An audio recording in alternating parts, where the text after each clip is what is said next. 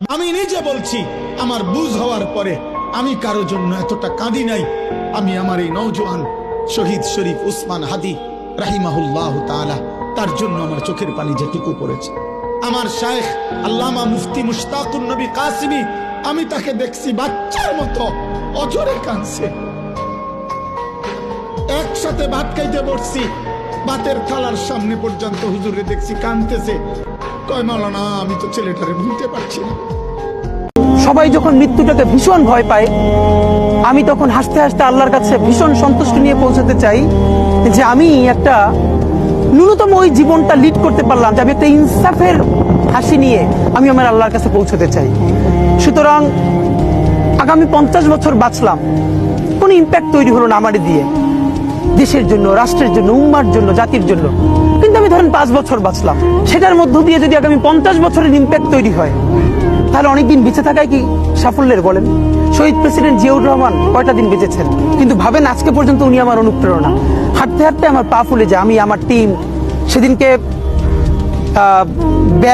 ব্যাগের মধ্যে জুতো নিয়ে তারপরে একটা শপিং মলে ঘুরছিলাম, মানে পা ফুলে গেছে, পা জুতোয় ঢুকাতে পারছিলাম না। তো জিয়াউর রহমানের একটা ওনার গল্প মনে পড়ছিল, যিনি মাইলকে মাইল যখন হাঁটতেন, ওনার সাথে স্টাফদের পা ফুলে যেত, কিন্তু ওনার তো আর্মি ট্রেনিং আছে।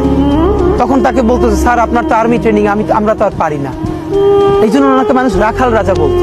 সবাই যখন মৃত্যুটাকে ভীষণ ভয় পায়, আমি তখন হাসতে হাসতে আল্লাহর কাছে ভীষণ সন্তুষ্টি নিয়ে পৌঁছাতে চাই যে আমি একটা ন্যূনতম ওই জীবনটা লিড করতে পারলাম, যে আমি একটা ইনসাফের হাসি নিয়ে আমি আমার আল্লাহর কাছে পৌঁছাতে চাই। সুতরাং আগামী 50 বছর বাঁচলাম, কোনো ইম্প্যাক্ট তৈরি হলো না আমারই দিয়ে, দেশের জন্য, রাষ্ট্রের জন্য, উম্মার জন্য, জাতির জন্য। কিন্তু আমি ধরেন 5 বছর বাঁচলাম, সেটার মধ্য দিয়ে যদি আগামী 50 বছরের ইম্প্যাক্ট তৈরি হয়, তাহলে অনেকদিন বেঁচে থাকায় কি সাফল্যের বলেন? শহীদ প্রেসিডেন্ট জিয়াউর রহমান কয়টা দিন বেঁচেছেন, কিন্তু ভাবেন আজকে পর্যন্ত উনি আমার অনুপ্রেরণা। হাঁটতে হাঁটতে আমার পা ফুলে যায়। আমি আমার টিম সেদিনকে ব্যাগের মধ্যে জুতো নিয়ে তারপরে একটা শপিং মলে ঘুরছিলাম, মানে পা ফুলে গেছে, পা জুতোয় ঢুকাতে পারছিলাম না। তো জিয়াউর রহমানের একটা ওনার গল্প মনে পড়ছিল, যিনি মাইলকে মাইল যখন হাঁটতেন, ওনার সাথে স্টাফদের পা ফুলে যেত, কিন্তু ওনার তো আর্মি ট্রেনিং আছে। তখন তাকে বলতো, স্যার আপনার তো আর্মি ট্রেনিং, আমরা তো আর পারি না।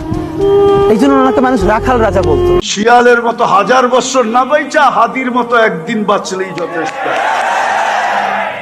শিয়ালের মতো 1000 বছর বাঁচার প্রয়োজন নাই, ওর মতো একদিন বাঁচাই যথেষ্ট। ও দুনিয়াকে দেখায় দিয়ে গেছে, মরার পরে দুনিয়া দেখছে ও কি, মরার আগে বোঝে নাই। পয়সা থাকলেও মনে হয় মানুষ এতটুকু বুঝতো না, মরার পরে যতটুকু বুঝছে। মরার পরে যা পাইছে জানাজা দিয়া, এটি আহমদ ইবনে হাম্বল রহমতুল্লাহ আলাইহি বলছে, দুনিয়ার কিছু মানুষ তার পরিচয় দেয় জানাজা দিয়া। কি দিয়া? কি দিয়া? কি দিয়া? ওসমান হাদি নামের বন্ধুটার সাথে কোনোদিন মোলাকাত হয় না। আল্লাহ, আজকে শুনলাম তিনি দুনিয়াতে জিন্দা নাই। আল্লাহ তাকে শাহাদাতের মর্যাদা দান করেন। এরকম আমার কলিজার যত যুবক, তাদের নিরাপত্তার জন্য আপনি কুদরতের দরজা খুলে দেন রে আল্লাহ। আল্লাহ, কিন্তু একটা পশু কেউ যদি আক্রমণ করে, পশুর উপরে সহ্য করা যায় না, আর সেখানে একটা তাজা প্রাণ চলে যাবে। আয় আল্লাহ, এটা অন্তরকে মানানো যায় না।